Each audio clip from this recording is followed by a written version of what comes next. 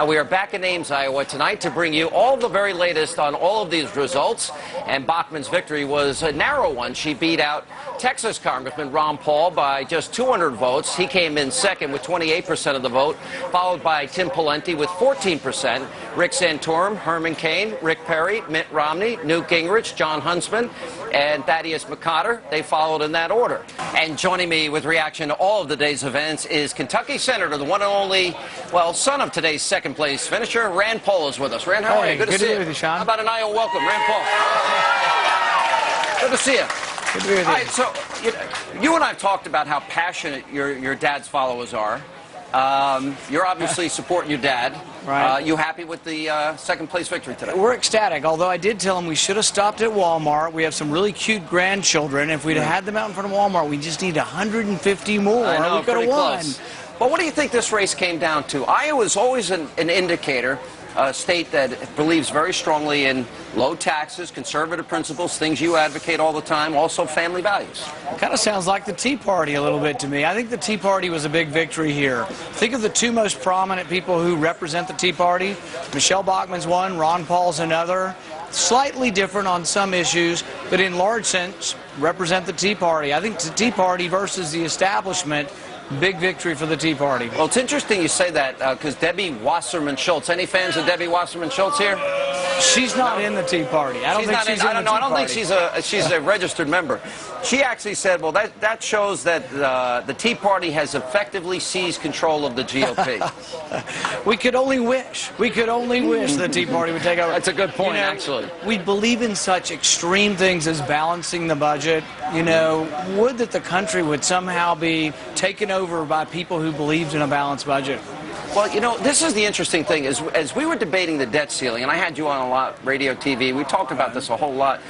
For some reason, this is a changing moment in America where people of principles and values that believed in limited government and our Constitution, which both you and your dad talk about a lot, that somehow principle was a bad thing. Somehow standing on your values was a bad thing, but compromise is always a good thing. Isn't it compromise that got us to where we are today? Well, I think it's interesting that it's probably the opposite politically now. The people who are doing well, Michelle Bachmann included, Ron Paul, are people who do stand on principles and aren't afraid to say it.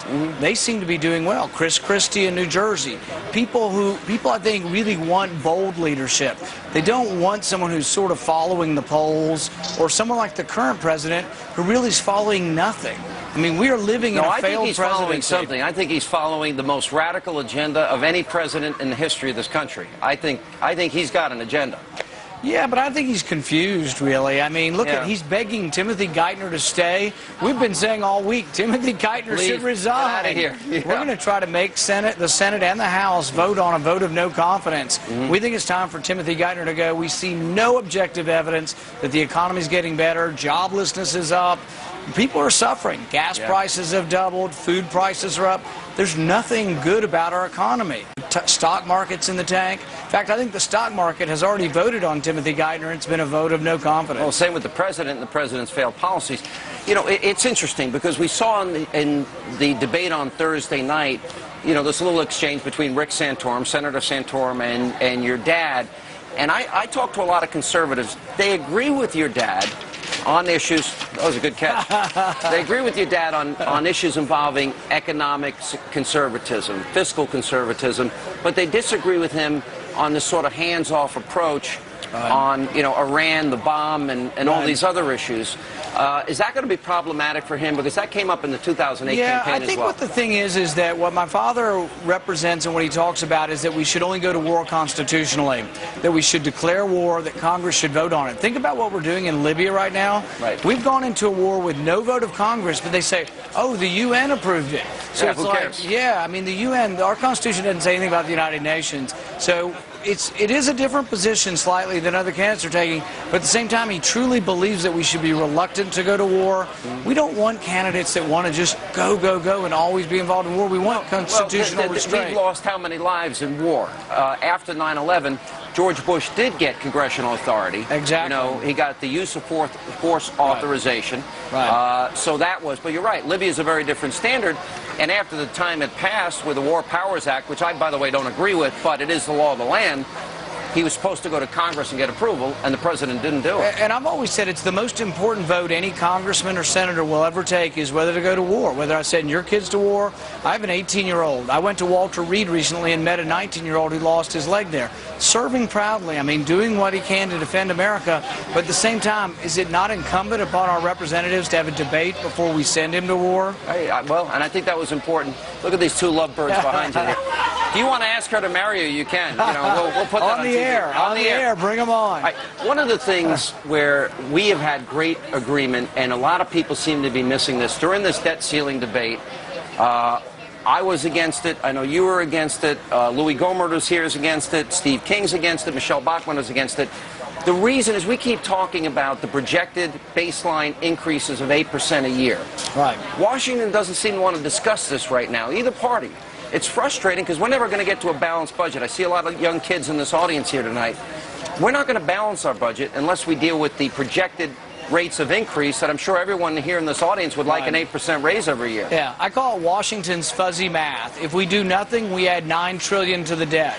So they're talking about cutting $2 trillion from the $9 trillion they're going to add. So that means they're really talking about adding $7 trillion to the debt. We can't survive that. 7 is a minimum. If interest rates go up. Could be more. Could be more. And if rosy projections go down. If interest rates go up 1 point, that adds $1 trillion to the debt over 10 years. Now, a lot of people have wanted you to run for president. One poll at a time, and I think we have a great choice this year. If your father didn't get in, would you have thought more deeply about it?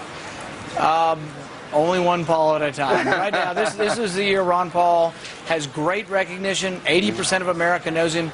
He has single-handedly really created a whole new wing of the Republican Party. And whether we always agree on everything, the one thing that's good for the Republican Party, and I know you're a conservative, right, but for Republican Party politics, he's brought all these independents, libertarians, Democrats, disgruntled Republicans, but he's brought this whole wing of the party back. Everybody should be thanking him for making the Republican Party bigger. How do you identify yourself? You and I have kidded around about this, because you and your dad disagree on a few issues. Right. How do you identify yourself? As a constitutional conservative. I think that the Constitution should dictate what the federal government does, and they shouldn't be doing anything that wasn't given to them by the people. Well said. Senator Paul, good to see you. Thank you so much for being with us.